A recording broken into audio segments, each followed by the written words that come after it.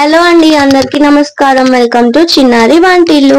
ఈ రోజు మేము పనీర్ పరాటా ప్రిపేర్ చేస్తున్నాం. సో దానికి కావాల్సిన ఇంగ్రీడియంట్స్ ఏంటంటే ఆనియన్, మిర్చి, ఇంకా కొత్తిమీర. ఆనియన్, మిర్చి ఇవి ఏంటంటే ఇక్కడ మీకు చూపిస్తున్నాం కదండి, చిన్నగా ఇలా తురిమి పెట్టుకోవాలి. కొన్ని ఆనియన్, మిర్చి, ఇంకా కొత్తిమీర, దాని టేస్ట్కి సరిపడా సాల్ట్, ఆవాలు, పసుపు, పన్నీర్, 3 గ్లాసెస్ ఆఫ్ గోధుమ పిండి తీసుకున్నాము. దాంతో పాటు కొన్ని క్యారెట్స్ కూడా ఇలా చిన్నగా తురిమేసి పెట్టుకోవాలి. సో ఇప్పుడు ప్రాసెస్ ఏంటో చూపిస్తాము.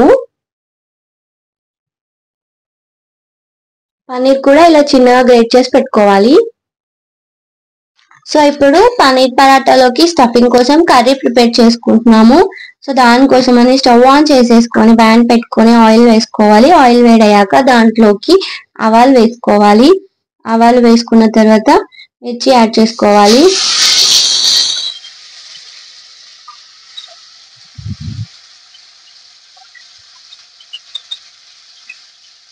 మిర్చి వేసుకొని వన్స్ మిక్స్ చేసుకోవాలి.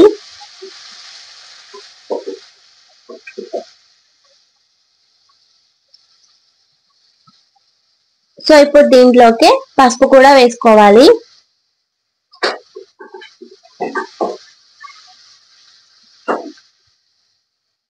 సో ఆయిల్లో మిర్చి ఒక 1 మినిట్ ఫ్రై చేసుకున్నాక ఆనియన్ కూడా వేసేసుకోవాలి.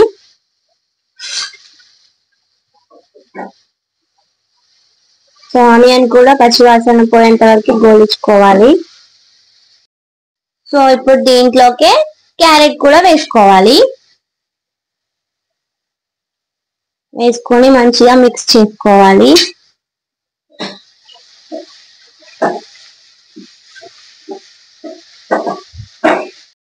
సో ఇప్పుడు మనం అవి వేసుకున్నాం కదండి, క్యారెట్, ఆనియన్, ఇంకా మిర్చి, అవన్నీ మంచిగా పచ్చివాసన పోయేంత వరకు గోలించేసుకొని మనం చిన్నగా తురిమి పెట్టుకున్న పన్నీర్ యాడ్ చేసుకోవాలి. కొత్తిమీర కూడా యాడ్ చేసేసుకొని టేస్ట్కి సరిపడా సాల్ట్ వేసేసుకొని మళ్ళీ మొత్తం మంచిగా కలుపుకోవాలి.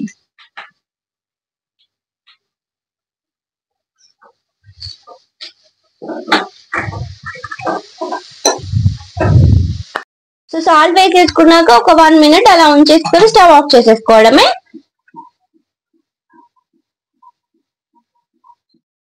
సో మనం ప్రిపేర్ చేసి పెట్టుకున్న స్టఫింగ్ పక్కన పెట్టేసుకోవాలి. కొంచెం చల్లారాలన్నమాట. ఇప్పుడు గోధుమ పిండిలోకి టేస్ట్కి సరిపడా సాల్ట్ వేసుకొని వాటర్ వేసుకుంటూ చపాతీ పిండిలాగా మీకు చూపిస్తున్న విధంగా కలుపుకోవాలి. కొద్దిగా వాటర్ యాడ్ చేస్తూ కలుపుకోవాలి.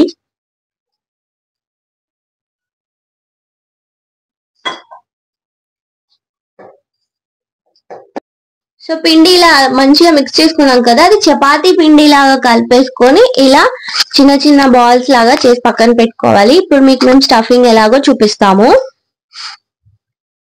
సో ఇలా ఫస్ట్ కొంచెం పిండి తీసుకొని దాన్ని ఇలా ప్రెస్ చేసుకున్నాక ఇప్పుడు దాంట్లోకి మేము చూపిస్తున్న విధంగా కొంచెం amount of paneer stuffed curry అది ఉంది కదా, తీసుకొని అది ఇట్లా మంచిగా ఫోల్డ్ చేసుకోవాలి. ఇలా చూపిస్తున్నట్టుగా ఫోల్డ్ చేసుకొని కొంచెం పొడి పిండి చల్లుకొని మెల్లిగా ప్రెస్ చేసుకోవాలి. కర్రీ బయటికి రాకుండా మెల్లిగా ప్రెస్ చేసుకోవాలి. ఈ విధంగా మంచిగా చేసుకోవాలి. ఈ లోపే మేము స్టవ్ ఆన్ చేసేసుకొని ప్యాన్ పెట్టుకున్నామండి. సో ప్యాన్ వేడయ్యాక ఇలా కొంచెం ఆయిల్ వేసేసుకొని దానిపైన మనం ప్రెస్ చేసి పెట్టుకున్న పరాటా ఉంది కదండి, అది వేసుకోవాలి. దాంతో పాటే పైనుంచి మళ్ళీ కొద్దిగా ఆయిల్ వేసేసుకొని 2 సైడ్స్ మంచి కలర్ వచ్చేంత వరకు రోస్ట్ చేసుకోవాలి. అది ఎలా అంటే మీకు తెలిసిపోతుంది, మేము చూపిస్తాము. మంచిగా కలర్ చేంజ్ అవుతుంది. ఇప్పుడు ఇంకో సైడ్ కూడా ఫ్లిప్ చేసుకోవాలి. ఇంకా 2 సైడ్స్ మంచిగా రోస్ట్ చేసుకోవాలి. సో ఇలా 2 సైడ్స్ మంచిగా రోస్ట్ అవ్వాలి. మీకు చూపిస్తున్నాం చూడండి. ఇలా అయ్యాక తీసి ప్లేట్ లోకి సర్వ్ చేసుకోవడమే. సో ఇదే ప్రాసెస్ లో మిగతావన్నీ కూడా చేసేసుకోవాలి.